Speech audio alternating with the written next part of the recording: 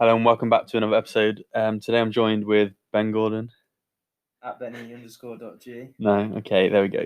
Just plugging his Instagram where you've just posted like a very nice picture. What's the picture that you just posted? We don't need to talk about that. What? I'm here to talk about serious conversations. All right, serious conversations. Serious conversations. Well, I was Like the other day, I googled this. Is a Jaffa cake a biscuit? Yeah. Or is it? Today we're sitting a cake. So that's a serious conversation. Yeah, but it also is a hot dog a sandwich. No, a Jaffa cake is a cake. Yeah, well, yeah. Apparently there was an actual court case about it in 1991, and it was ruled That's that it pretty was a cake. But it's in the biscuit aisle, isn't it? You know what I mean? So. What do McVitie's actually say about it? I don't know, but I know that in the court case it was ruled as a cake. How do you spell a Jaffa cake? Jaffa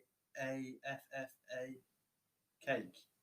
Because Reese used to say, my mate Reese used to say, "Oh, what do you call a They're saying Jaffa cake are a biscuit-sized cake. Yeah.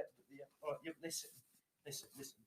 My mate said, "What do you call the manager of a football team of oranges?" Yeah.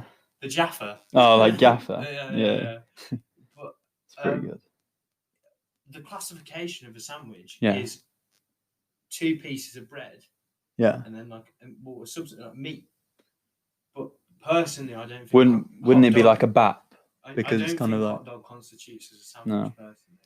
Personally, they've got like a Jaffa cake gin there, which looks quite interesting. That sounds disgusting. So what have you been up to? Did you just finished your job at Matalan? I have. How was that? Recently finished my night job at Matalan to start. I've heard you got some interesting stories about Matalan. Matalan was a good place to work. Like, you know what I mean? It was pay the bills and stuff like that. But I mean, obviously, when you work anywhere, especially in a place that big, there's just a lot of people. There's just a lot of crazy shit going on. You had the time that someone was pissing in a box.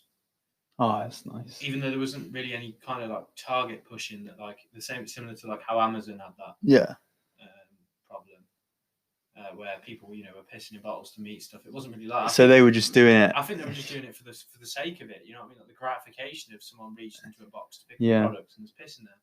There was a few times that you go to the toilet and there was just shit everywhere. You know what I mean? I think the toilet graffiti was some of my favourites. You know what I mean?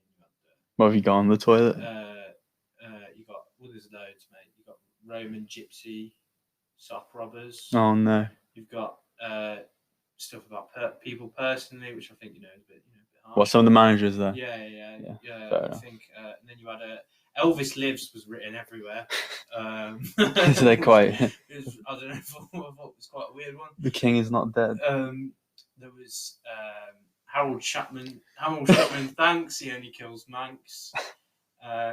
Don't neglect the balls. There's loads. Right. Like there's just a lot of penises. But I prefer the more like written ones. You know what I mean? Like your dad. Like like stuff about your dad or your mum. Yeah. Ones, you know what I mean? Well, obviously, like I worked there with you for a couple of weeks, but can hack it. Works being the operative word. Yeah. I did hear that your picking rate of 19 was deemed a new company record. Yeah, well. For a level of apparently they had someone there who couldn't actually move, but seemed to have got a higher picking record than you. But it was. I was taking the piss out of you as well. Like before we started, I was like, you were going on like, oh, my feet hurt. I walk like this many steps a day, and then I did it for a day, and I was like, all right, yeah, I get how hard it is. Mate, it's crippling. You can understand why, like, when they talk about the World War. Yeah. And this is a strange segue, but comparing Matalan to trench foot. Yeah. Was a big thing because of, like the people weren't looking after their feet right, and it caused like a fungus infection of the feet, trench foot, and it meant that like people couldn't fight and then had to get their feet amputated. Is that what you've got now? No, I've just got the crippling sadness. No, I'm joking. Obviously. The problem would be that if you can't use your feet, like you can't really use the rest of your body. You know what I mean? It's huge, and like when your feet are in pain, it's the same as like I don't know. I feel like any part of your body is inconvenienced to be in pain, but your feet. It means like you can't move. It's like your back. Like if you've got a really bad back or a lot of pain in your back, anytime you move, even just a little bit, like you twinge. You know what I mean? You twinge it and stuff. The same as your feet. If your feet are hurting, you have to keep walking on your feet. You're only making the problem like perpetually worse. Yeah. You know what I mean? It's like a perpetual problem.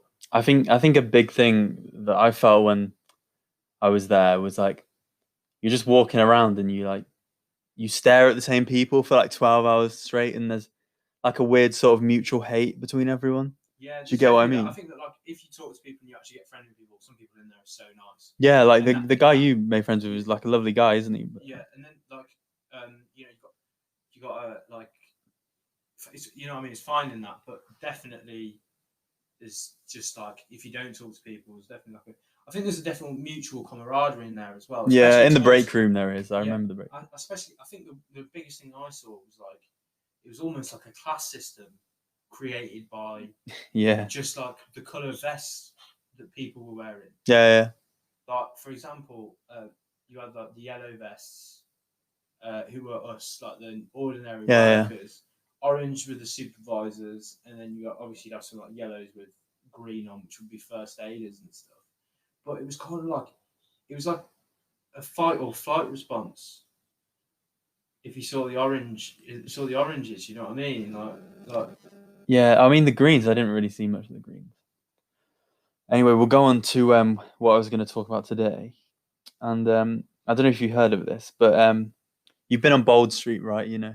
Yeah. What would you say your favourite shop on Bold Street is? I personally would say my favourite shop on Bold Street is. I really love size. Yeah, I was going to say size. Yeah. I mean, obviously Subway. If you're talking like independent shops, because obviously Bold Street is like known for it's kind of like an independent shopping bit, isn't it? But I'd say the Hippie Hole is great as well. Yeah. It's like a shop with like a well in the middle. It's like really cool. But there's this theory that I found on Reddit, and it's called Bold Street time slips. Time slips. So so you've heard about this before? Yeah. I saw it the other day on my phone that like people have said that they've walked down there or walked through there and in a different time period. And it's like I saw a lot of the comments. It's like people's mums and grandmas have said that like they've seen a horse and carriage going past. And stuff like that. So apparently, because of the way that the railway system is made, it's like in a circle. Yeah. It's like an electrical current that sends people into like a time slip or something. So most people go back to the 50s or the 60s, and there's some accounts of the 19th century, but no accounts of before when the railway was made. Yeah, so that's quite interesting that it's tied in that. Mate, could be pretty bad depending on what you look like and like who you are. Yeah, I suppose so. Yeah. To the 50s or 60s or even 1800s, you know what I mean? People, especially if you're wearing certain clothes and stuff, you know what I mean? Like, imagine. Yeah, it weirdly only happens to white people. Yeah. Because you know what white people are like. Yeah, it's because they go down the alleyways. You don't want to bloody go down. You know what I mean? Like, but I reckon it's just caused by the sheer number of rats on Bold Street. There are a lot of rats. They power a machine. I've seen personally on Bold Street. Seen a lot of weird shit on Bold Street. But I mean, I've seen like you just be walking down the street, see like 6 rats just run past you. Yeah. You know what I mean? Like it's just a pretty weird place. So, do I believe that time travel does exist? Maybe. Do I believe that it happens on Bold Street? Maybe as well, because it's just such a crazy place. Give a bit of an explanation as to why stuff like that happens down there. You know what I mean? Yeah. So I've got a story from a guy who stole something on Bold Street, and it says the tale is from a young man named Sean who was shoplifting in Liverpool back in 2006. He ran away from a security guard and headed down Hanover Street. So that's the street that goes off it, right? Goes off it. That's the one where McDonald's is, and right, yeah.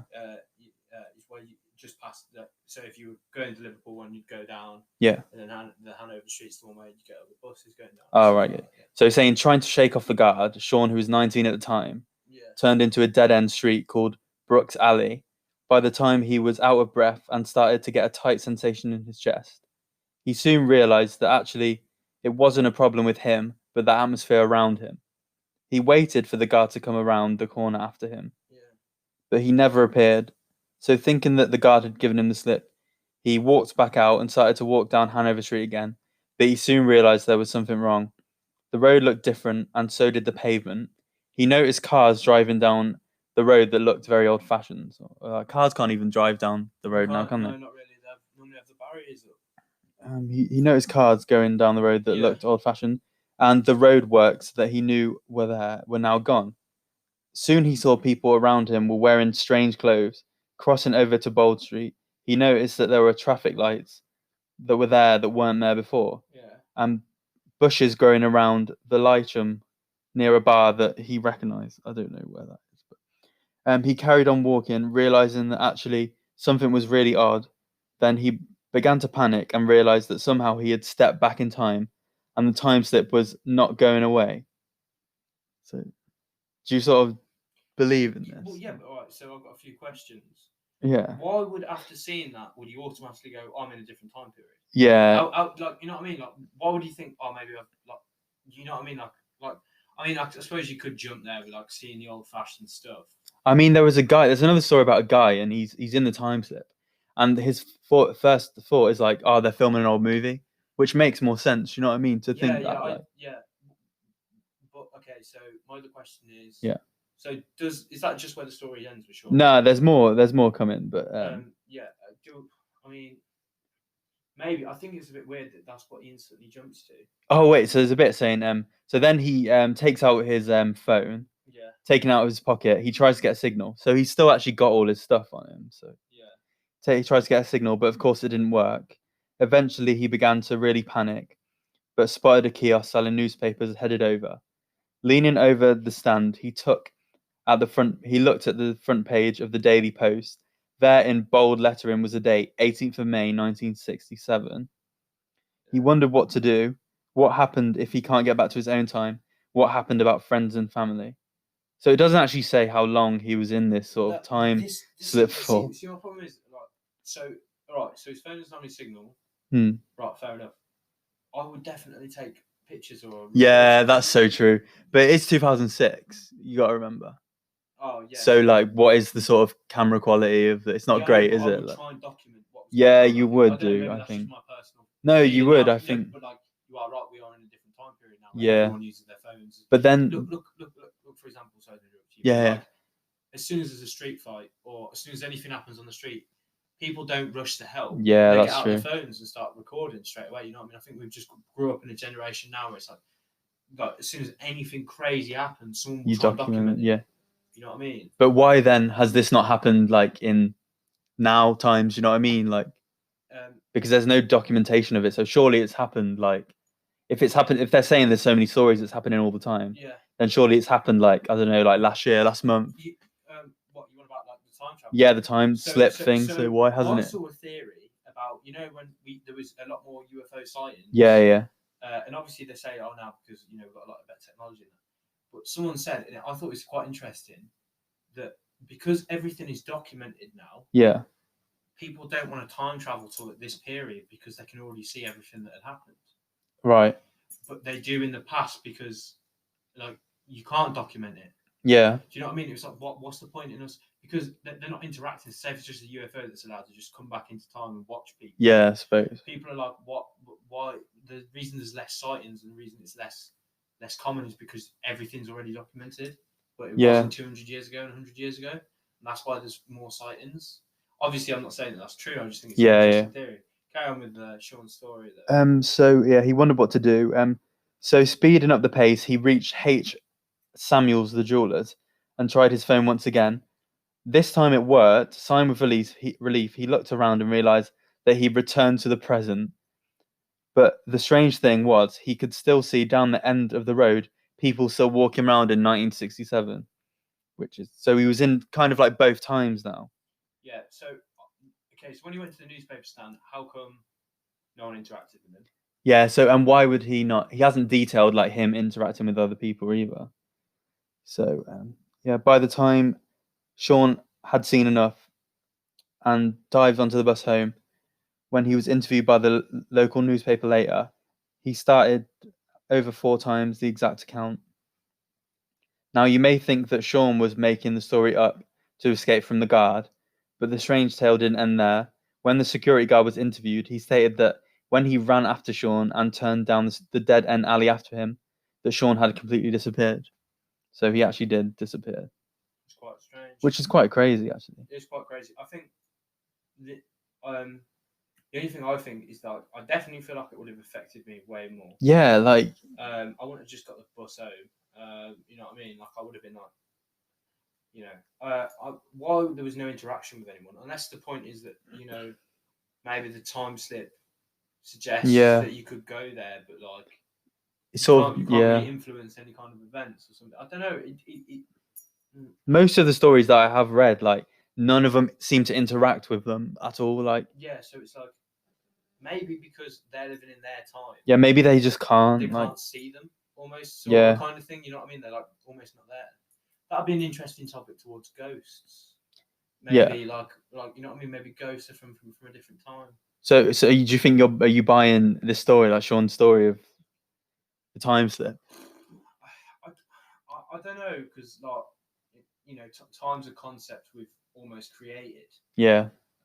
You know what I mean? Like, is time really? Obviously, time exists, but like the time that we know is more of like considered linear. You know what I mean? And the way stuff is more of a like 4D kind of interstellar the way of looking at time.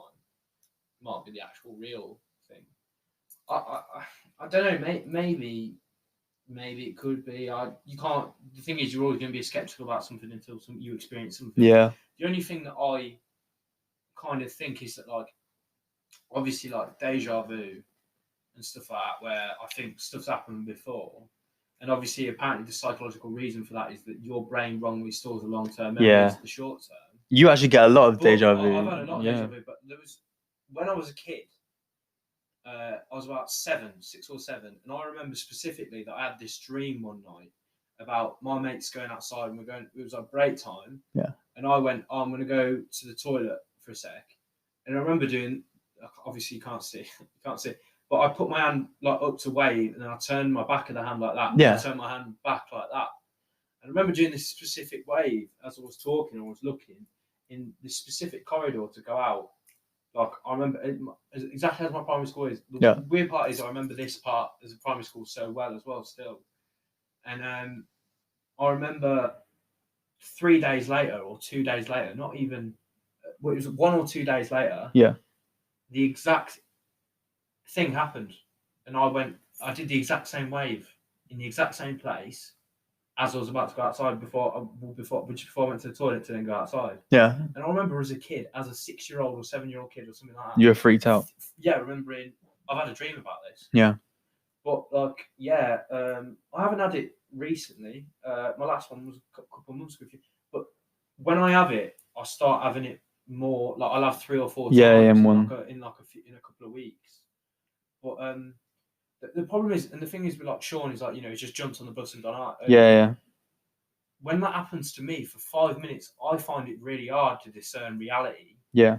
From almost fiction. So I don't understand how he's just got on a bus and gone home. Yeah. I would struggle to probably move for at least an hour or two if I genuinely thought I'd have a time slip. Yeah, true. But maybe like it's just such a weird thing that your brain just can't process.